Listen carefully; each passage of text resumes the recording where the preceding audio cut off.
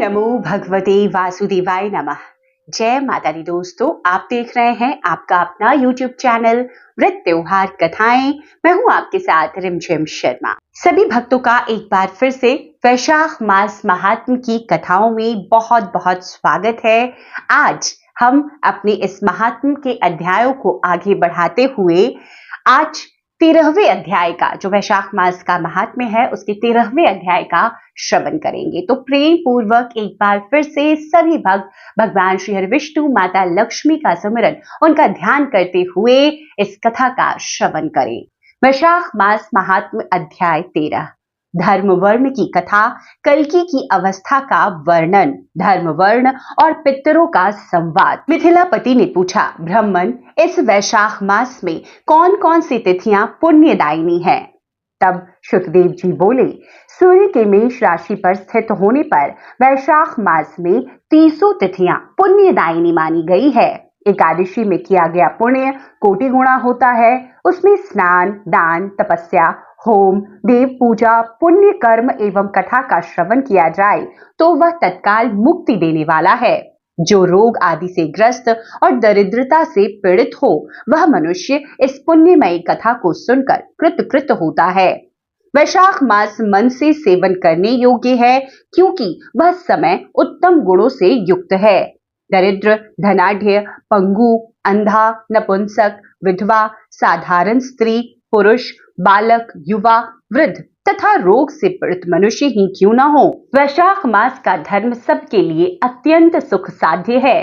परम पुण्यमय वैशाख मास में जब सूर्य मेष राशि में स्थित हो, तब पापनाशिनी अमावस्या कोटि गाय के समान फल देने वाली होती है। राजन, जब पृथ्वी पर राजर्षि सावर्णी का शासन था, उस समय 30वें कलयुग के अंत में सभी धर्मों का लोप हो चुका था। उस समय आनंद देश में धर्म वर्ण नाम से विख्यात एक ब्राह्मण थे।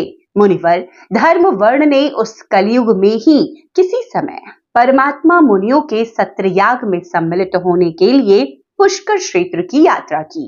वहां कुछ व्रतधारी महर्षियों ने कलयुग की प्रशंसा करते हुए इस प्रकार कहा, सत्य युग में भगवान विष्णु को संतुष्ट करने वाला जो पुण्य 1 वर्ष में साध्य है, वही त्रेता में 1 मास में और द्वापर में 15 दिनों में साध्य होता है। परंतु कलयुग में भगवान विष्णु का स्मरण कर लेने से ही उससे 10 गुणा पुण्य प्राप्त होता है। कली में बहुत थोड़ा पुण्य भी कोटि गुणा होता है। जो एक बार भी भगवान का नाम लेकर दयादान करता है, दुर्भिक्ष में अन्न देता है, वह निश्चय ही ऊर्ध्वलोक में गमन करता है। यह सुनकर देवर्षि नारद हंसते हुए उन्मत्त के समान नृत्य करने लगे। सभासदों ने पूछा, नारद जी, यह क्या बात है? तब बुद्धिमान नारद जी ने हंसते हुए उन सबको उत्तर दिया, आप लोगों का कथन सत्य है। इसमें संदेह नहीं है कि कलयुग में स्वल्प कर्म से भी महान पुण्य का साधन किया जाता है तथा कलेशों का नाश करने वाले भगवान केशव स्मरण मात्र से ही प्रसन्न हो जाते हैं। तथापि मैं आप लोगों से यह कहता हूं कि कलयुग में 2 बातें दुर्घट है, शिश्नेंद्रिय का निग्रह और जिह्वा को वश में रखना। ये दोनों कार्य जो सिद्ध कर ले, वही नारायण स्वरूप है।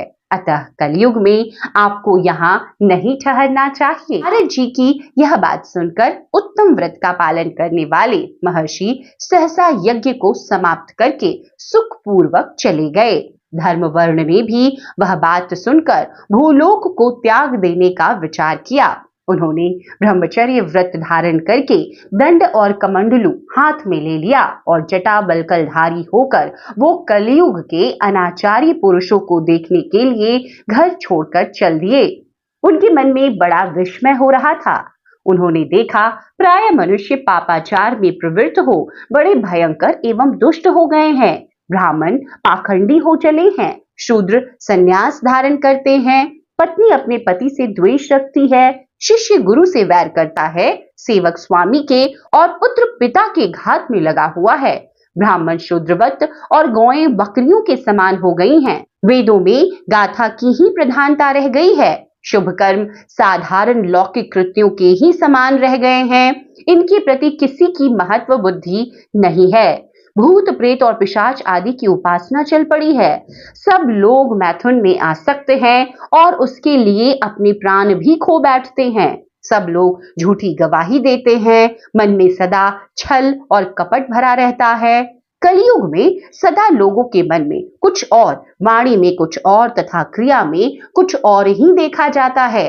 सबकी विद्या किसी न किसी स्वार्थ को लेकर ही होती है और केवल राजभवन में उसका आदर होता है। संगीत आदि कलात्मक विद्याएं भी राजाओं को प्रिय है। कली में अधम मनुष्य पूजे जाते हैं और श्रेष्ठ पुरुषों की अवहेलना होती है। कली में वेदों के विद्वान ब्राह्मण दरिद्र होते हैं। लोगों में प्राय भगवान की भक्ति नहीं होती। पुण्य क्षेत्र में पाखंड अधिक बढ़ गया है। शूद्र लोग जटाधारी तपस्वी बनकर धर्म की व्याख्या करते हैं। सभी मनुष्य अल्प आयु, दयाहीन और शठ होते हैं। कली में प्राय सभी धर्म के व्याख्याता बन जाते हैं और दूसरों से कुछ लेने में ही उत्सव मानते हैं। अपनी पूजा कराना चाहते हैं और व्यर्थ ही दूसरों की निंदा करते हैं। अपने घर आने पर सभी अपने स्वामी के दोषों की चर्चा में तत्पर रहते हैं। कली में लोग साधुओं को नहीं मानते, पापियों को ही बहुत आदर देते हैं। दुराग्रही लोग इतने दुराग्रही होते हैं कि साधु पुरुषों के एक दोष का भी ढिंढोरा पीटते हैं और पापात्माओं के दोष समूहों को भी गुण बतलाते हैं। कली में गुणहीन मनुष्य दूसरे के गुण न देखकर उनके दोष ही ग्रहण करते हैं। जैसे पानी में रहने वाली जोंक प्राणियों के रक्त पीती है, जल नहीं पीती, उसी प्रकार जोंक के धर्म से संयुक्त हो मनुष्य दूसरे का रक्त चूसते हैं। औषधियां शक्तिहीन होती है, ऋतुओं में उलटफेर हो जाता है, सभी राष्ट्रों में अकाल पड़ता है। कन्या योग समय में संतानोत्पत्ति नहीं करती। लोग नट और नर्तकों की विद्याओं में विशेष प्रेम करते हैं। जो वेद वेदांत की विद्याओं में तत्पर और अधिक गुणवान हैं, उन्हें अज्ञानी मनुष्य सेवक की दृष्टि से देखते हैं। वो सब के सब भ्रष्ट होते हैं। कली में लोग प्राय श्राद्ध कर्म का त्याग करते हैं, वैदिक कर्मों को छोड़ बैठते हैं। प्राय जीवा पर भगवान विष्णु के नाम कभी नहीं आते। लोग श्रृंगार रस में आनंद का अनुभव करते हैं और उसी के गीत गाते हैं।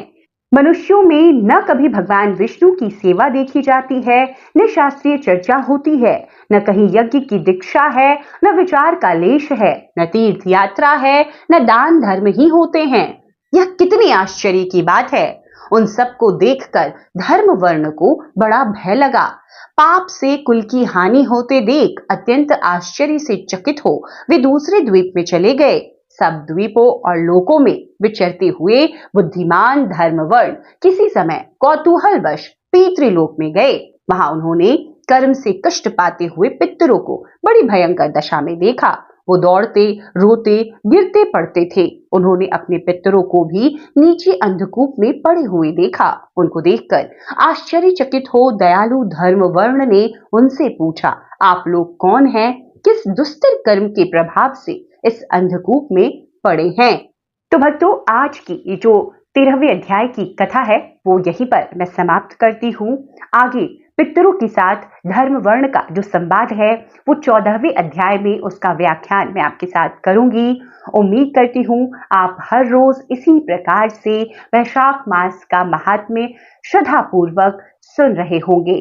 अगर आपने अब तक जो पीछे की कथाएं हैं उनका श्रवण नहीं किया है तो सभी कथाएं आपको आपके अपने YouTube चैनल व्रत त्योहार कथाएं पर प्राप्त हो जाएंगी। मैंने एक प्लेलिस्ट बना रखी है जहां पर आपके साथ मैं हर मास की महात्म्य की जानकारियां शेयर कर रही हूं, तो आप वहां से पीछे की सभी कथाओं का श्रवण कर सकते हैं।